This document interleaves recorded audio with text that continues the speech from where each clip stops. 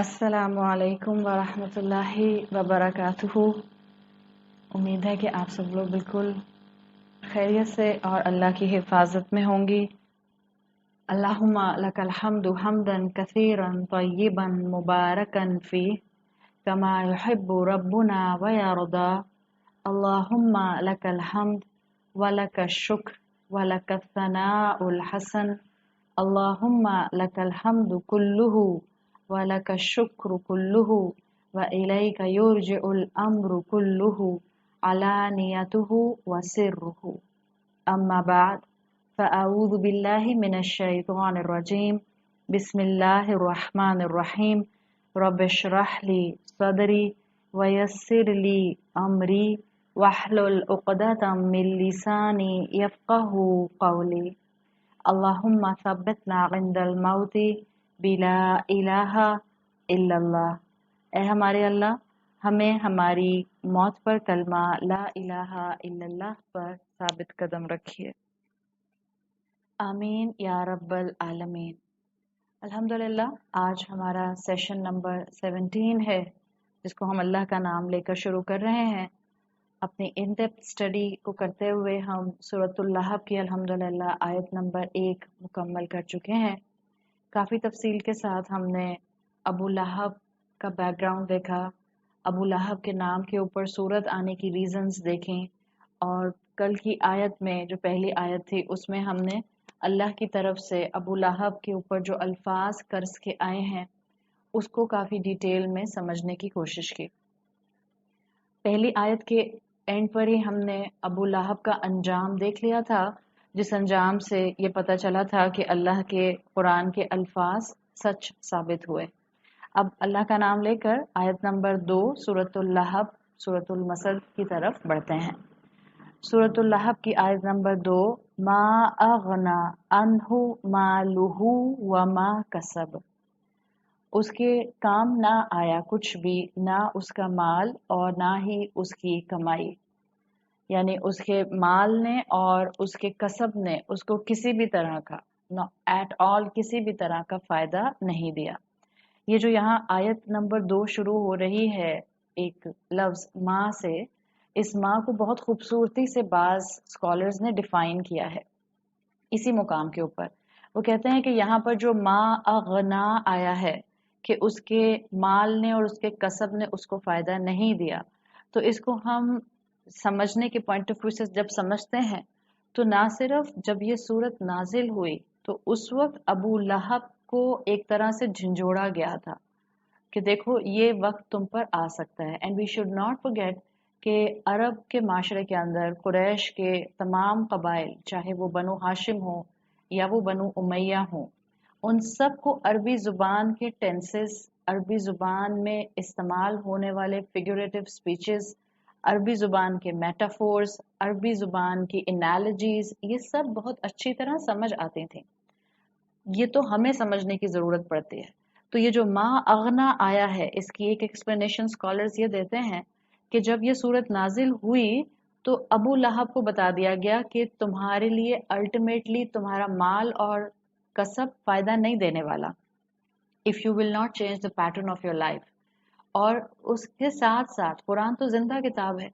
कुरान को तो जब भी कोई इंसान पढ़ना शुरू करता है, ये किताब उसको पढ़ना शुरू कर देती है। जैसे बहुत फेमस ओरिएंटलिस्ट, अगर आप उनकी बायोग्राफी पढ़ें जेफरी लैंग की, तो उन्होंने अपने इस्लाम लाने के बाद ये बात मेंशन की थी कि मैंने एक क्रिटिकल पॉइंट ऑफ व्यू से कुरान को पढ़ना शुरू किया था, लेकिन मैंने जैसे जैसे कुरान को एज एन ओरिएंटलिस्ट पढ़ना शुरू किया, मुझे लगा कि जैसे मैं कुरान को नहीं पढ़ रहा बल्कि कुरान मुझे पढ़ रहा है।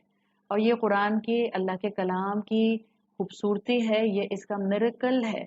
तो अल्लाह ने जो अल्फाज नाजिल किए हैं वो उस दौर के मुसलमानों और उस दौर के लोगों के लिए भी डेफिनेटली एक बड़ी नसीहत का सामान होते थे, लेकिन इसको आज भी जो पढ़ेगा इसमें उसके लिए भी नसीहत है। मुझे याद है कि एक मरतबा एक खातून ने ये बात की थी कि सूरत लहब की इन डेप्थ स्टडी करके हम क्या करेंगे, बिकॉज सूरत लहब के अंदर तुम्हें पता है जिस आदमी का जिक्र है उसको सजा मिल चुकी है और वो दुनिया से जा चुका। द पॉइंट इज कि कुरान जिंदा किताब है اور آج بھی اس کے ایک ایک ورڈ کے اندر اس کے پڑھنے والے کے لیے کوئی نہ کوئی سبق موجود ہے، کوئی نہ کوئی ایڈوائس موجود ہے۔ تو جب آپ اس ما اغنا کو اسکالرس کے پوائنٹ آف ویو سے سمجھتے ہیں تو وہ کہتے ہیں کہ جب ابو لہب نے سنا، اس کو نصیحت کر دی گئی کہ دیکھو تمہارا مال تمہیں فائدہ نہیں دے گا، اور جب کوئی بھی پڑھنے والا اس کو سمجھتا اور سنتا ہے سورت کو، تو اس ماں کے اندر ایک سوال بھی ہے جس کا جواب اللہ تعالیٰ نے خود بخود دیا ہے۔ جیسے آپ اس ماں کو کنسیڈر کریں ماں استفہام، تو اسکالرز کہتے ہیں اس میں ایک سوال اٹھتا ہے پڑھنے والے کے لیے، ما اغنا، کیا فائدہ دیا انہو مالہو، اس شخص کے مال نے اس کو۔ تو ایک اس کے اندر ایک جس کو آپ کہتے ہیں نا کہ جس میں ایک سوال ہے، استفہامیہ ایکشن ہے، کیا اس کے مال نے اس کو فائدہ دیا؟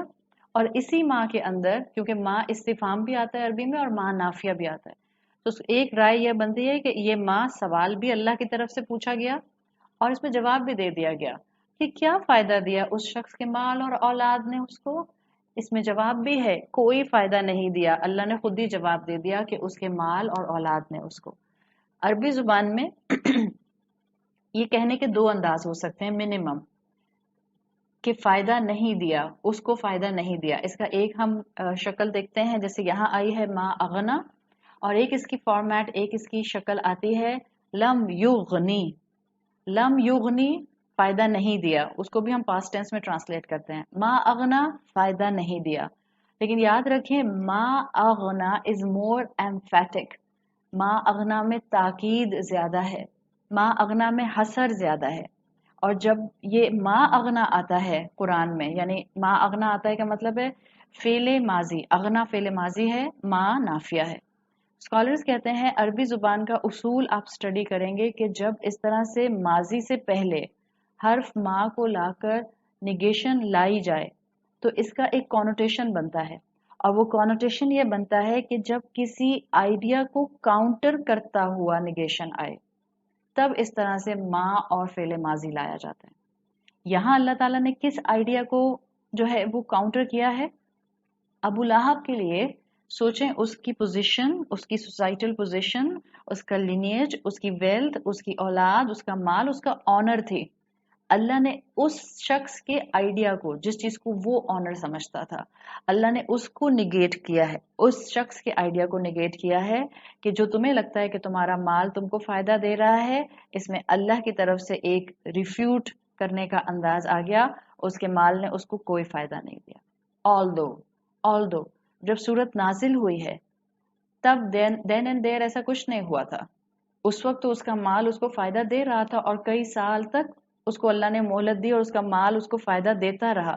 لیکن ما اغنا نے یہ بتا دیا، ڈونٹ forget فعل ماضی کب آتا ہے عربی زبان میں نے آپ کو کل ہی بتایا تھا one of the aspect of utilization of past tense in علم البلاغہ کہ یہ گارنٹی کے لیے آتا ہے۔ تو اس وقت اس کو بھی بتا دیا جو ابو لہب تھا کہ اگر آج تم اپنے مال سے فائدہ اٹھا رہے ہو تو دیکھنا ایک دن آئے گا تمہارا مال تمہیں کوئی فائدہ نہیں دے گا۔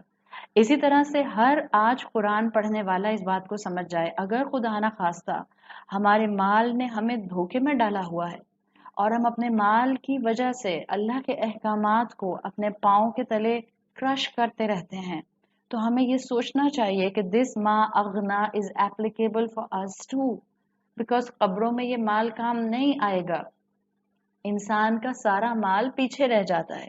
تو یہاں گارنٹی دے رہا ہے اغنا فعل ماضی کہ دیکھو ابھی اگر فائدہ مل رہا ہے اپنے مال سے تو یاد رکھنا کہ قبر کے اندر یہ مال فائدہ نہیں دے گا، موت کے بعد یہ مال فائدہ نہیں دے گا۔ اور فعل ماضی میں آپ کو یہ امپیکٹ بلاغہ کے پوائنٹ آف ویو سے ملتا ہے، بیکاز ہم نے ڈسکس کیا تھا کہ یہ ڈن ڈیل کی طرح ہوتا ہے، اور اس صورت کے نزول نے پبلکلی یہ بات اناؤنس کر دی تھی کہ ابو لہب ایک پینفل وے میں اپنی زندگی کی اینڈنگ کی طرف جائے گا، اور تب اس کا لینیج، اس کی پوزیشن، اس کا سوشل سٹیٹس، اس کی اولاد، اس کا مال، اس کو کچھ نہیں بچا سکے گا۔ ما اغنا عنہ، اس کے کام کچھ نہیں آیا، مالہ، اس کا مال، وما کسب، اور نہ اس کی کمائی۔ Now the beautiful collection of the words within an ayah، آپ دیکھیں عربی زبان میں یہاں پر مال الگ آیا اور کسب الگ آیا۔ हालांकि अगर आप इस कसब के लफ्ज को स्टडी करें तो कसब में अरबी जुबान में 3 चीजें आती हैं मिनिमम। अगर आप एक ब्रॉड स्पेक्ट्रम में समझें तो अरबी जुबान में कसबा के अंदर 3 चीजें आती हैं। आपका माल जो आप कमाते हैं, योर अर्निंग, आपकी औलाद, डेफिनेटली औलाद आपका कसब होती है बिकॉज आपकी औलाद का एंगल ही आपके फ्यूचर पर इम्पैक्ट कर रहा होता है। तीसरी चीज जो कसब के अंदर आती है वो आती है इंसान के आमाल। सो माल, औलाद एंड आमाल ऑलरेडी इस कसब के अंदर मौजूद हैं। तो फिर जब ऑलरेडी इसके अंदर माल, औलाद, आमाल मौजूद हैं तो फिर अल्लाह ने माल को अलग से क्यों मेंशन किया? सो मेनली स्कॉलर्स कहते हैं कि हमेशा याद रखें, और ये तीनों चीजें कहाँ से आती हैं? बाज लोग सवाल करते हैं कि जी कसब के अंदर ये 3 चीजें कैसी आ गई? कसब इज द अर्निंग, तो शायद सिर्फ इसमें माल आता है। आप अगर किसी भी लफ्ज को समझना चाहते हैं तो आप अरबी में उसका इस्तेमाल देखते हैं कि कुरान आने से पहले से वो लफ्ज कैसे इस्तेमाल होता था, फिर आप उसके इस्तेमाल को कुरान में आई हुई तमाम आयात पर अप्लाई करते हैं, और फिर आप ये देखते हैं कि किस किस तरह से उस लफ्ज का यूटिलाइजेशन किया गया है, और फिर उसी लफ्ज को आप अहादीस के कलेक्शन में देखते हैं ताकि आपको पता चले कि असल में इस लफ्ज को कैसे खोलकर बयान किया गया है।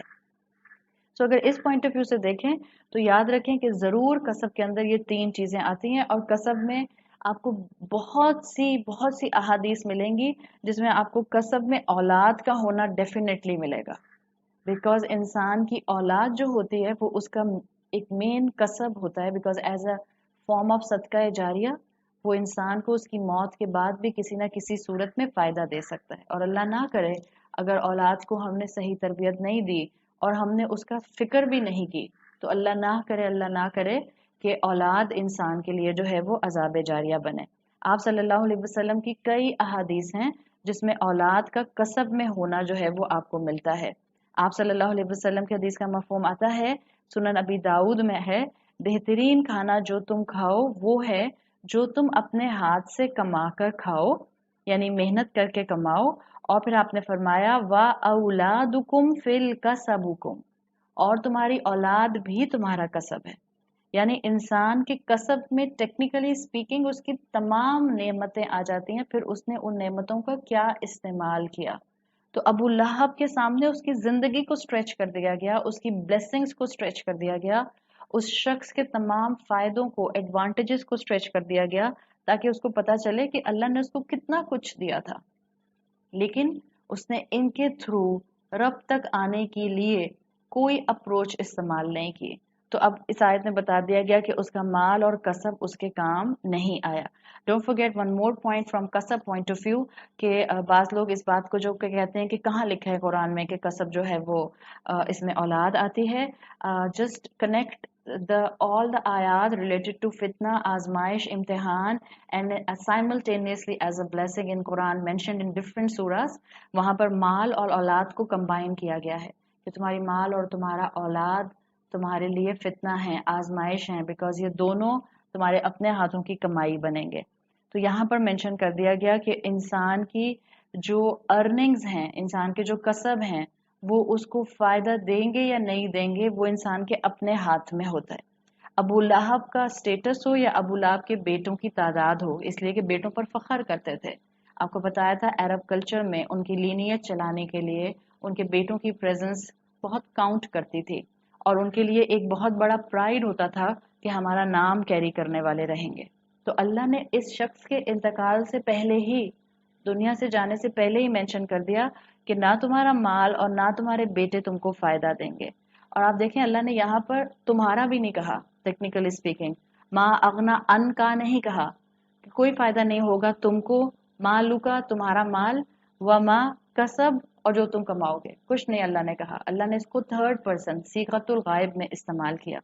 क्यों? स्कॉलर्स इसकी भी बड़ी प्यारी एक्सप्लेनेशन देते हैं, और वो कहते हैं कि अल्लाह ने यहाँ अपने नाफरमान को डायरेक्ट एड्रेस नहीं किया, बिकॉज जब आप किसी को डायरेक्ट एड्रेस करते हैं तो आप असल में उसको डिग्निफाई कर रहे होते हैं, आप डिग्निफाई करते हैं। जैसे आप में से जो खवातीन हैं, जब आप अपने हस्बैंड से बहुत ही अच्छे मूड में होती हैं तो आप उनका नाम लेकर उनको पुकारते हैं।